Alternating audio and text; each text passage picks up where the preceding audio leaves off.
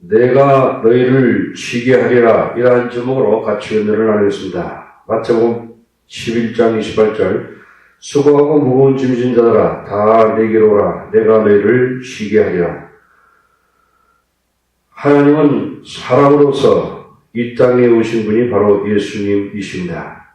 예수님은 사명과 메시지를 가지고 이 땅에 오셨습니다. 그분의 존재는 선포를 함으로써 시작되었습니다. 회개하라, 천국이 가까웠느니라.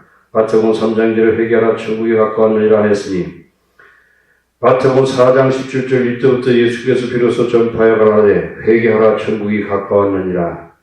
마태복음 10장 7절에 전파하여 말하되 천국이 가까웠다 하고, 이 선포는 약속한 메시아 하나님 자신인 그분이 짧은 기간 동안 이 땅에 오셔서 사셨습니다. 천국은 왕이신 예수님이 오셨기 때문에 가까이 온 것입니다. 왕이 있는 곳에는 왕이 있습니다. 메시아는 섬기는 왕으로 오셨고, 고통당하는 백성을 위해서 사랑의 하나님의 마음을 보여주기 위해서 오셨습니다. 예수님은 죄와 죽음으로부터 자유하게 하신 구속의 구속적인 행동과 그분의 죽으심과 부활에 대해서 결정을 보여주셨습니다. 그것은 왕이 오셨다는 참으로 좋은 소식입니다. 모든 인류와 특히 그분의 백성인 이스라엘을 회개하고 그분을 환영했어야만 했습니다. 첫째로 메시아가 오셨다입니다. 왕이 오셨기 때문에 천국이 가까이 온 것입니다. 예수님은 33년 반 동안 짧은 기간 동안에 땅에 사셨습니다. 예수님은 그 기간 동안 천국을 선포했습니다. 예수님은 그분의 말씀과 행동으로서 천국을 전파하셨습니다. 예수님은 오랫동안 기다리던 메시아이셨고, 그분의 메시아 사역은 이스라엘이 잃어버린 양을 찾아 회개하고 좋은 소식을 믿게 함으로써 시작되었습니다. 예수님은 메시아에 대한 인간의 관념과 희망에 맞지 않았습니다. 예수님은 세상에 정복하는 장군과 같지 않았습니다. 예수님은 당시 최대 강국이며 이스라엘을 식민적 통치하는 로마를 몰아내고 이스라엘 왕국을 세우지 않았습니다. 예수님은 동정이 충만한 왕이십니다. 예수님은 백성들이 목자 없는 양같이 괴롭힘을 당하고 속수무책인 것으로 보았습니다. 예수님은 백성들이 목자가 되었습니다. 예수님은 병든 자를 고쳐주셨고 귀신을 쫓아주셨으며 죽은 자를 살리셨습니다. 예수님은 하나님의 권세를 가지고 있었기 때문에 죄를 용서하셨습니다. 예수님은 천국이 바로 좋은 소식인 것을 사람들에게 보여주셨습니다. 하나님께서 죄가 있고 반역적인 사람들까지 사랑하셨다는 것이 좋은 소식입니다. 하나님은 모든 사람들을 사랑하셨습니다. 예수님은 사람들에게 하나님의 사랑과 능력을 보여주셨습니다. 이 땅에 있는 천국의 기간은 3년 동안 지속되었습니다. 세례요한으로 시작해서 예수님의 십자가로 끝이 났습니다. 마태복음 11장 12절에 세례요한 이때부터 지금까지 천국은 침노를 당하나니 침노한 자는 빼앗기니라. 세례요한과 예수님은 폭력적인 죽음으로 고통을 당하였었습니다. 사탄은 천국이 뿌리를 내리기 전에 왕과 천국을 파멸을 시키려고 했습니다. 사탄은 의심과 두려움과 폭력을 도구로 사용합니다. 첫째, 나로 인하여 실족하지 않는 자는 누구든지 복이 있도다. 요한은 옥에 갇혔고 그의 자들은 예수님이 오실 메시아가 당신입니까? 아니면 우리가 다른 분을 기다려야 합니까? 하고 질문했습니다. 요한은 천국이 가까웠다고 좋은 소식을 선포했지만 요한은 감옥에 있었고 세상은 어렵게 보였습니다. 설교와 치료 사역을 통하여 하나님의 동정적인 사랑을 보여줌으로써 예수님과 그분의 제자들은 하나님의 나라에 대하여 계속해서 선포하였습니다.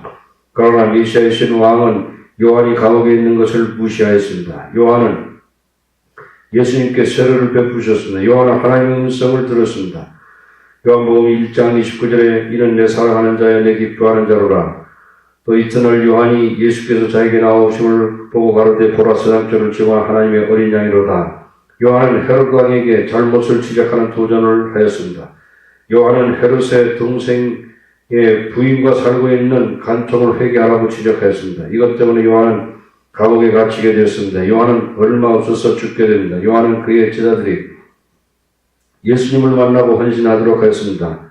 요한의 사명은 사람들을 예수님께로 인도하는 것이었습니다. 요한은 그의 제자들을 예수님께로 보냈습니다. 당신은 우리를 우리가 오랫동안 기다리는 메시아입니까? 아니면 우리가 다른 일을 기다려야 합니까? 예수님께서 대답하였습니다. 마태복음 11장 4절에 예수께서 대답하여 가라되 너희가 가서 듣고 보는 것을 요한에게 고하되 소경이 보며 안주맹이가 걸으며 문둥이가 깨끗함을 받으며 귀머거리가 들으며 죽은 자가 살아나며 가난한 자에게 복음이 전파된다 하라. 누구든지 나를 인하여 실족하지 아니하는 자는 복이 있다 하지나. 예수님은 이사야가 예언한 메시아의 일을 묘사하고 있습니다. 이사야 35장 5절에 그때의 소경이 눈이 밝을 것이며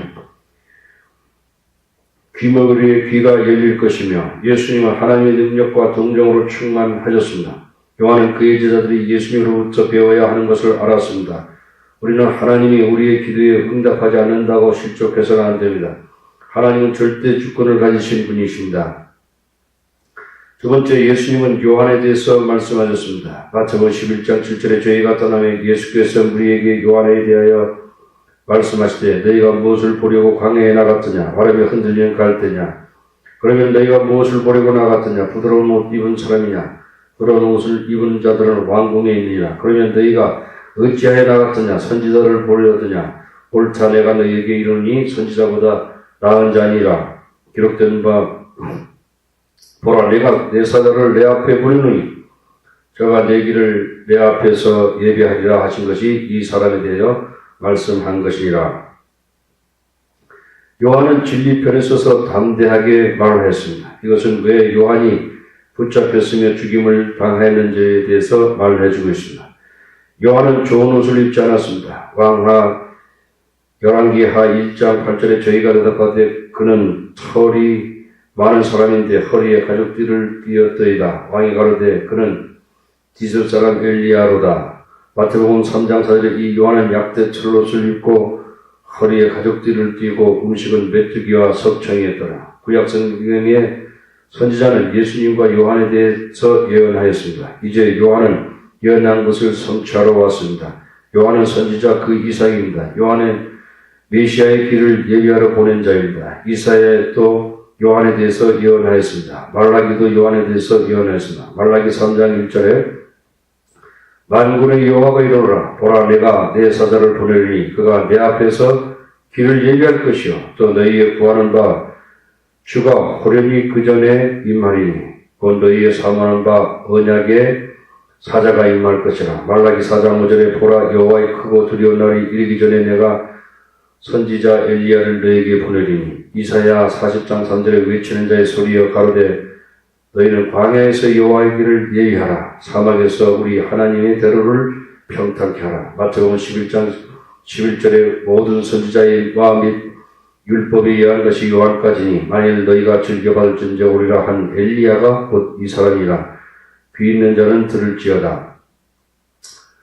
요한은 큰 사명을 하나님으로 받았기 때문에 큰 자입니다. 요한은 메시아기를 예배하러 온 자입니다. 그러나 하늘나라에서 지극히 작은 자로도 요한보다 더 큽니다. 이것은 무슨 뜻입니까? 요한은 사람들에게 회개하라 천국이 가까이 왔다고 선포했습니다.